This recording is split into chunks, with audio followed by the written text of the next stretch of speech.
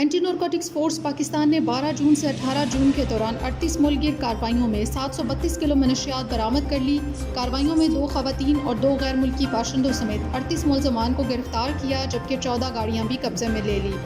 بلوچستان نے 4 کارروائیوں میں 240 کلو منشیات اور 4 کلو مشکوک مواد برآمد کر کے 5 ملزمان کو گرفتار کیا، جبکہ ایک گاڑی بھی قبضے میں لے لی۔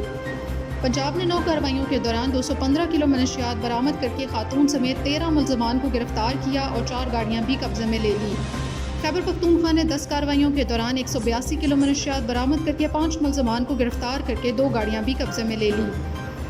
راولپنڈی نے 7 کارروائیوں کے دوران 49 کلو منشیات اور 140 نشہ آور گولیاں برآمد کر کے خاتون اور 2 غیر ملکی باشندوں سمیت 8 ملزمان کو گرفتار کر کے 4 گاڑیاں بھی قبضے میں لے لی۔